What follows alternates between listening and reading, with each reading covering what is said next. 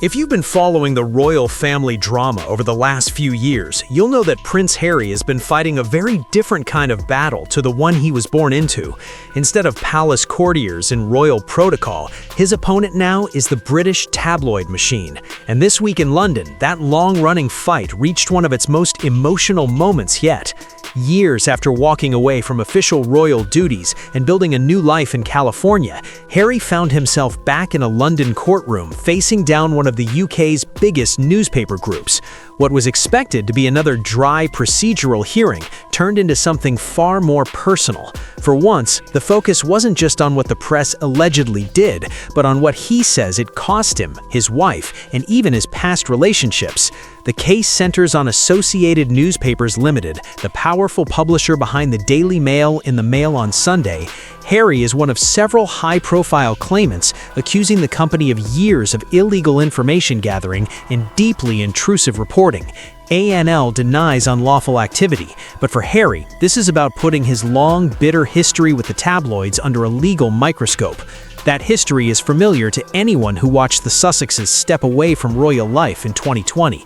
At the time, Harry and Meghan made it very clear that relentless media scrutiny and how it was handled by both the palace and the press was a major factor in their decision to leave. Since then, he has repeatedly said that what he endured growing up and what he saw Meghan go through convinced him something inside the system had to be challenged. Now, instead of speaking in interviews, books, or documentaries, he's saying it all again under oath. In court, Harry was questioned by his barrister, David Sherborne, about how the legal process itself have affected him. His answer was not polished palace speak. It was emotional and at times raw. He described the experience as horrible, saying that having to go back over these events in such detail felt fundamentally wrong, when, from his point of view, all he has ever really wanted from the newspapers involved is accountability and an apology. He told the court that what the press did to Meghan made her life absolute misery. That line hit hard. It wasn't a vague complaint about unfair coverage. It was a direct description of the impact he says the tabloids had on her day-to-day existence. For anyone who remembers the headlines, the paparazzi chases, and the constant commentary on everything from her family to her race to her pregnancies, you can see what he's referring to. According to Hello, observers inside the courtroom noted that Harry was visibly emotional.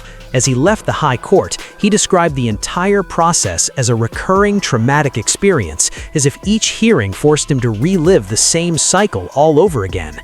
On the stand, he rejected outright the idea that his status as a royal somehow makes his private life open for commercial exploitation. The suggestion that he has no right to privacy because of who he is and where he was born, he said, was disgusting.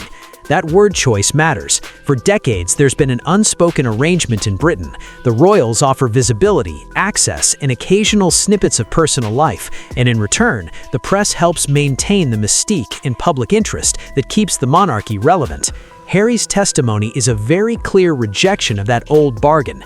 He's saying that whatever deal may have existed, he never consented to pay with his mental health, his relationships, or his wife's safety. The questioning also moved beyond Meghan and into his life before her. One striking part of the day involved his past relationship with Chelsea Davy. For royal watchers, that's a name tied to the pre-Meghan era, a serious girlfriend from his younger years, when he was still very much a working prince and a staple of the tabloid front pages. Citing coverage noted by The Independent, Harry argued that relentless intrusion by the press played a significant role in damaging that relationship. It's something he has hinted at before in interviews, that some women simply didn't want to sign up for the insanity that came with dating him, while the tabloids trailed his every move and dug into every detail of their lives. In court, Associated Newspapers' lawyer pushed back on that picture. Their counsel suggested that some of the intimate details that appeared in the press about that relationship can only have come from friends or people close to the couple, not from unlawful investigation. Harry firmly rejected that line of argument, insisting the idea simply didn't make sense. From his perspective, the amount of private information that leaked could not be explained away as casual gossip or loose lips. You could feel, even reading the summaries, that this wasn't just a technical dispute for him. Going back over an old relationship, already over, and again connecting its breakdown to tabloid interference, clearly added another layer of emotion to an already intense day. And then came the cross-examination. After just about 2 hours of being questioned by ANL's legal team, Harry's camp came out swinging.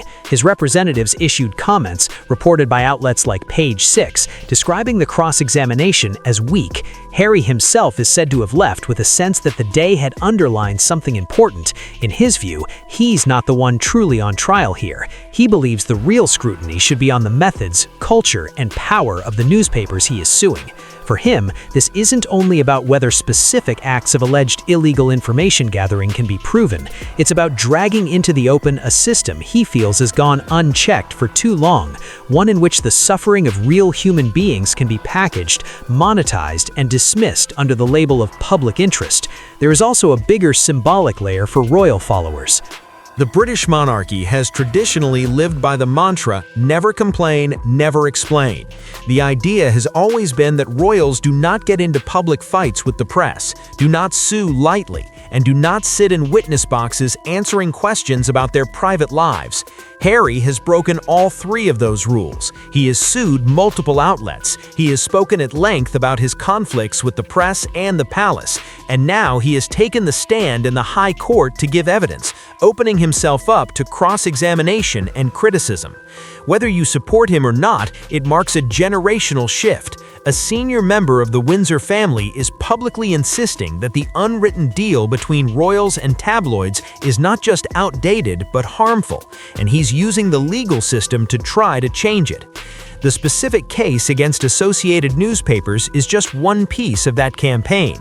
His lawsuit alleges that the publisher engaged in illegal means to gather personal information about him and others, and then used that data in investigative pieces and sensational coverage. ANL has publicly denied wrongdoing. Ultimately, it will be for the court to decide whose version of events is supported by the evidence. But whatever the final ruling, the emotional weight of Harry's testimony has already made an impact. When he told the judge that reliving these events is horrible, you get a sense of how much he has tied his current life to getting closure on the old one. He has said repeatedly that he doesn't want what happened to his mother, Princess Diana, to be repeated with Meghan. He doesn't want his children to grow up thinking being chased, shouted at, and lied about is simply the price you pay for being royal. In that context, calling the trial a recurring trauma isn't surprising. Every question about Meghan's suffering, every mention of past girlfriends, every detail of alleged press behavior forces him back into memories he spent years trying to move beyond. At the same time, he clearly feels that avoiding the pain for his own comfort would mean accepting that nothing changes. There's also a deeper argument running underneath his words. Where exactly is the line between genuine public interest and voyeurism dressed up as journalism? Tabloids have long argued that coverage of royals is justified because they are publicly funded, constitutionally significant figures who represent the nation. Harry isn't disputing that the public has a right to know what the monarchy is doing in its official role. What he is challenging is the idea that this somehow entitles newspapers to dig into private conversations, medical details, secret visits, and deeply personal struggles for the sake of selling papers or clicks. When he uses the word disgusting to describe the notion that a person in his position has no right to privacy, he is also speaking for a wider group of public figures who have started to push back against the tabloid culture that dominated British media for decades. If the court ultimately finds in his favor, it could strengthen the argument that even the most famous individuals are not fair game for any method of reporting a publisher chooses to use. For Meghan, although she's not the one on the stand in this particular hearing, her name is never far from the surface. Harry's description of her life being turned into absolute misery by press behavior forms a key part of why he says he's pursuing the case so aggressively. Many royal watchers will remember the legal battle Meghan herself fought against the Mail on Sunday over the publication of a private letter to her father, a case she won. That earlier clash with the same newspaper group is the backdrop to what's happening now. You get the sense that for Harry, this new trial isn't just about old headlines, it's about drawing a legal line in the sand for his own family going forward. He has said publicly before that if these outlets can be held accountable for past practices, they may be forced to change how they operate in the future. Whether that proves true remains to be seen, but that's clearly the outcome he hopes for. The references to Chelsea Davies' relationship and its breakdown are a reminder that this pattern, as he sees it, goes back long before Meghan entered his life. He's painting a picture of years of intrusion, watching girlfriends be chased, hearing private plans and conversations show up in print, feeling like he had to choose between any semblance of normal personal life and the intense spotlight that came with being a royal in the tabloid age. When Associated Newspaper's lawyer suggested those old leaks might have come from people in his own circle, Harry's refusal to accept that explanation was more than just a factual disagreement. It was him rejecting the implication that those around him were disloyal, and instead insisting that what happened to him came from a pattern of behavior inside the press, not betrayal among friends. At the end of this particular day in court, his legal team were clearly keen to project strength. Calling the cross-examination weak is a way of signaling confidence, of telling the public and the press that they feel their case remains solid. Harry's comment that the day reminded him who was really on trial is another deliberate framing. He wants people to see this not as Prince Harry versus the newspapers, but newspapers versus their own past actions. For those who follow royal news closely, it also sends a message back across the Atlantic.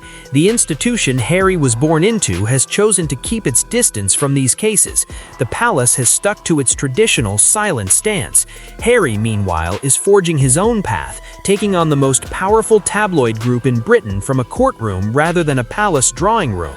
However this plays out legally, what we saw in that London courtroom was a prince laying out, in his own words and under oath, the emotional cost he links to years of press attention.